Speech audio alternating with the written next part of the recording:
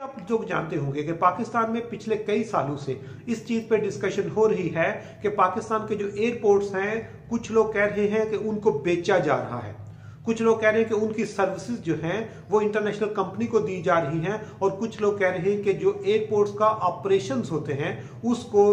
International जो companies हैं उनको दिए जा रहे हैं। और उसके लिए दिसंबर 2022 को, आज से 3 माह पहले, पाकिस्तान के प्राइम मिनिस्टर शहबाज शरीफ ने अप्रूवल दे दी थी कि आप पहले स्टेप पे, पहले फेज में 3 एयरपोर्ट जो हैं उनकी सर्विसेज जो हैं और उनका ऑपरेशन जो है वो इंटरनेशनल कंपनी को दे दिया जाए। उनके लिए पहला एयरपोर्ट जो है वो लाहौर इंटरनेशनल एयरपोर्ट या अल्लामा इकबाल इंटरनेशनल एयरपोर्ट है, दूसरा बेनजीर इंटरनेशनल एयरपोर्ट इस्लामाबाद है, और तीसरा जिन्ना इंटरनेशनल एयरपोर्ट कराची है। इन 3 को पहले मरहले में उनकी जो सर्विसेज हैं वो प्राइवेट सेक्टर को दी जा रही है। और उसके लिए कतर ने अपनी इंटरेस्ट का इजहार किया है कि क्योंकि कतर ऑलरेडी एयरलाइन इंडस्ट्री में बहुत अच्छा परफॉर्म कर चुके हैं, बहुत अच्छी सर्विसेज दे चुके हैं, और वो पाकिस्तान में इन 3 बड़े एयरपोर्ट्स पर 3 से 6 अरब डॉलर की इन्वेस्टमेंट करने के लिए तैयार है। उसके लिए उसने अपना प्लान कर लिया है। अब उसके बाद दूसरे नंबर पर हुकूमत ने जो डॉक्यूमेंटेशन है वो मुकम्मल करके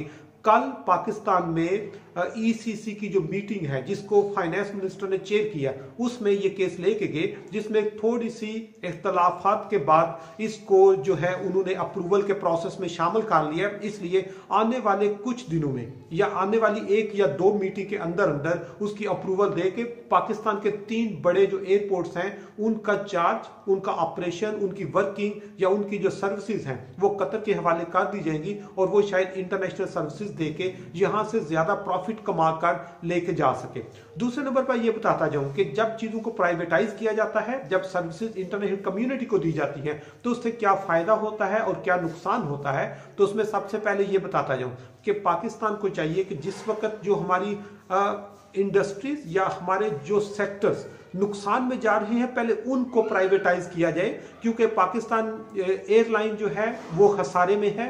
उसको हमें प्राइवेटाइज करना चाहिए अगर करना हो। पाकिस्तान स्टील मिल परफॉर्म नहीं कर रही, उसको प्राइवेटाइज करना चाहिए, या पाकिस्तान रेलवे है उसको हमें प्राइवेटाइज करना चाहिए, ना कि हमारे जो 3 एयरपोर्ट ये प्रॉफिट कमा रहे हैं, ये हर साल हुकूमत के खजाने में कुछ ना कुछ कंट्रीब्यूट करते हैं। जब उनकी सर्विसेज हम प्राइवेट सेक्टर को दे देंगे या उनको हम इंटरनेशनल कम्युनिटी को दे देंगे, तो उससे पाकिस्तान को जो सबसे बड़ा नुकसान होगा वो ये होगा कि एक तो हमारी रेप्यूट खराब होगी कि हम अपने एयरपोर्ट्स के इंतजामात भी हमारे कंट्रोल में नहीं हो रहे। दूसरे नंबर पर जब एयरपोर्ट पे इंटरनेशनल एंट्रीज होती हैं, इंटरनेशनली मूवमेंट होती है, तो वो आपके कंट्रोल में नहीं रहती। जो सेफ्टी एंड सिक्योरिटी का इशू है वो बड़ा सीवियर हो जाता है। तीसरे नंबर पर कि जिस वक्त हम इनकी सर्विसेज को प्राइवेटाइज करेंगे तो हमें 20 से 30 साल तक उनके साथ एग्रीमेंट करना पड़ेगा, और हम वो सर्विसेज जो भी हो, जिस तरह के भी हालात हो, हम उनको वापस नहीं कर सकते। और चौथे नंबर पर जब हम इस तरह के सिस्टम में इस तरह की जो डिसीजन लेकर उनको अपनी सर्विसेज दे देंगे, तो उसमें जो भी वो अपने मफादात के लिए, जो भी अपनी सेफ्टी एंड सिक्योरिटी के लिए, या जो भी अपने इकोनॉमिक बेनिफिट के लिए इन लोगों पर जिस तरह की भी पेनल्टीज लगानी चाहे वो लगा सकते हैं, और हुकूमत उनको कंट्रोल करने के लिए अपना रोल प्ले नहीं कर सकती। इसलिए अगर हुकूमत को इन एयरपोर्ट्स में जो प्रॉफिट कमा रहे हैं इनकी सर्विसेज प्राइवेट करने से पहले हमें जो स्टेट के वो अदारे जो नुकसान में जा रहे हैं उनको पहले स्टेप पे प्राइवेटाइज करना चाहिए, तब जाके इन चीजों पे वो